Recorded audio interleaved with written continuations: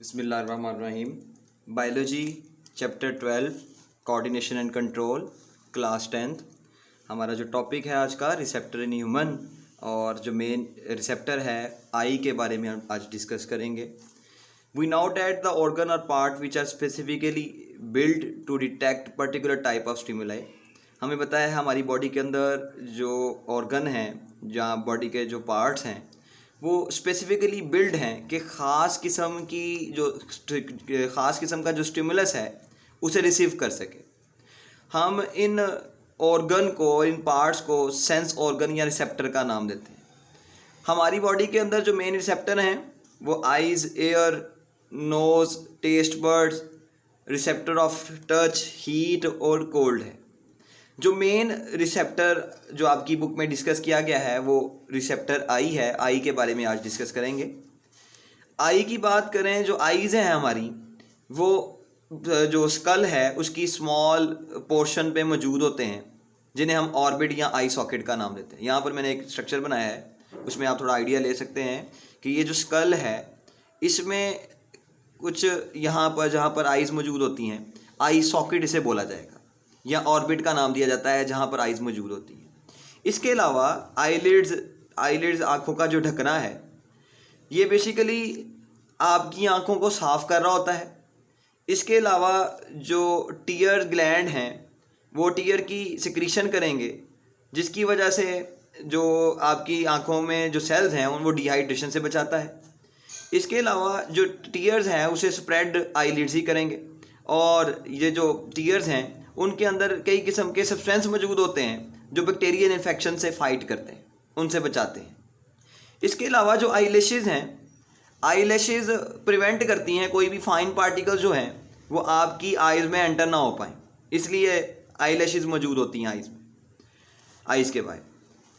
अब आइज़ के अगर लेयर की बात करें, उनके बारे में डिस्कस करेंगे। 3 लेयर में डिवाइड किया गया है, आउटर, मिडल और इनर लेयर। जो सबसे पहले हमारे पास लेयर है वो है आउटर लेयर। आउटर लेयर को आगे 2 में डिवाइड किया है, वो हमारे पास स्क्लेरा है और दूसरी कॉर्निया है। सबसे पहले जो हम आउटर मोस्ट बाउंड्री ऑफ आई है, आउटर मोस्ट लेयर ऑफ आई है, वो हमारे पास स्क्लेरा है। जो स्क्लेरा है वो give I most of its white colour. आपकी आंखों का जो कलर वाइट है वो बिकॉज ऑफ स्क्लेरा है। इसके अलावा जो स्क्लेरा है वो डेंस कनेक्टिव टिश्यू का बना हुआ है, मुश्तमिल होता है, और ये जो स्क्लेरा है अंदर इनर जो कंपोनेंट्स आई के हैं उसको प्रोटेक्ट करता है। इसके अलावा जो आई की शेप है वो बिकॉज ऑफ स्क्लेरा की वजह से। स्क्लेरा के बिल्कुल जो फ्रंटल पोर्शन पे अगर देखा जाए तो ट्रांसपेरेंट सी लेयर मौजूद होती है जिसे हम कॉर्निया का नाम देते हैं। कॉर्निया बिल्कुल इन फ्रंट स्क्लेरा मौजूद होती है और ये ट्रांसपेरेंट होती है, यानी कि इसके अंदर से लाइट पास कर सकती है। अगर स्क्लेरा की बात करें उसके अंदर से लाइट पास नहीं कर सकती, इसके बारे में आगे देखेंगे। लेकिन जो कॉर्निया है वो ट्रांसपेरेंट है और उसके अंदर से लाइट इजीली पास कर सकती है, और लाइट इस तरीके से पास करती है कि लाइट अपनी मेन पोजीशन, हम आगे चल के देखेंगे,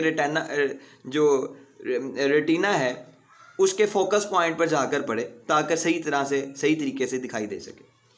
अब इसके आउटर लेयर जो है, आउटर लेयर के बाद हमारे पास जो नेक्स्ट लेयर है वो आई की, वो मिडल लेयर है। मिडल लेयर को हम कोराइड भी बोलते हैं।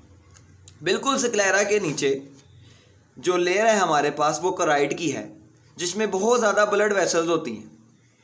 ये ब्लड वेसल्स जो इनर आई है उसको डार्क कलर देती हैं, मतलब अंदर से बिल्कुल अंधेरा हो जाता है जो आईज़ है उसके अंदर, बिकॉज ऑफ कोराइड। कोई भी लाइट जो सी है वो कोराइड के अंदर से नहीं गुजर पाती क्योंकि बहुत ज़्यादा ब्लड वेसल्स होने की वजह से। डार्क कलर जो है वो प्रिवेंट करेगा disruptive light reflection within the eye, मतलब कोई भी जो लाइट है वो कहीं और से एंटर नहीं हो सकती, सिर्फ उसने कॉर्निया से एंटर होना है। इसके बाद जो हमारे पास कोराइड है, कोराइड जो थोड़ा सा बिहाइंड अगर बात करें कॉर्निया के, तो कोराइड से थोड़ी सी बेंड हो जाती है और एक मस्कुलर रिंग का स्ट्रक्चर बनाती है, जैसे आपको दिखाई दे रहा है, जिसे हम आइरिस का नाम देते हैं। Behind cornea choroid bend to form a muscular ring. अब इसके अलावा अगर देखा जाए तो जो आइरिस है उसके दरमियान में आपको जगह दिखाई दे रही है, इस जगह को हम, इस सुराख को हम पिपिल बोलेंगे। Pupil round hole in the centre of iris, round hole है जो कि आइरिस के दरमियान में है। इसके अलावा after striking the cornea light passes through the people, जैसे ही कॉर्निया से लाइट टकराएगी तो इसके बाद उसने पिपल से गुजरना है, और पिपल से जो लाइट गुजरी है उसकी जो एडजस्टमेंट है वो दरअसल आइरिस करते हैं।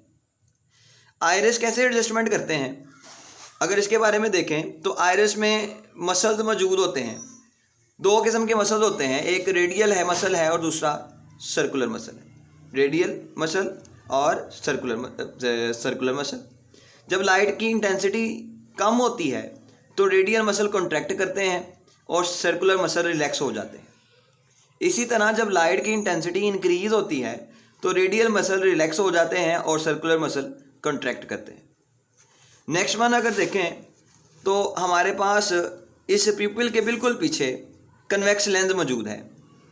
जो कन्वेक्स लेंस है ये फोकस करता है लाइट को जो कि कॉर्निया से एंटर हो रही है, जो कि पिपल से एंटर हो रही है, उसको एडजस्ट करवा सके ऑन रेटिना पर।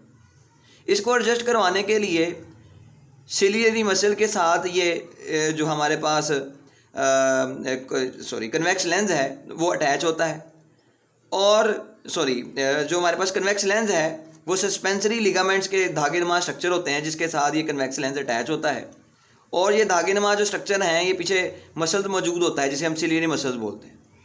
ये सिलियरी मसल की कॉन्ट्रैक्शन और रिलैक्सेशन की वजह से कन्वेक्स लेंस का जो हमारे पास लेंस है उसका जो साइज़ है वो मेंटेन होता है ताकि लाइट की एडजस्टमेंट की जा सके, और लाइट जो है वो रेटिना के फोविया एक पॉइंट है जहाँ पर स्ट्राइक कर सके।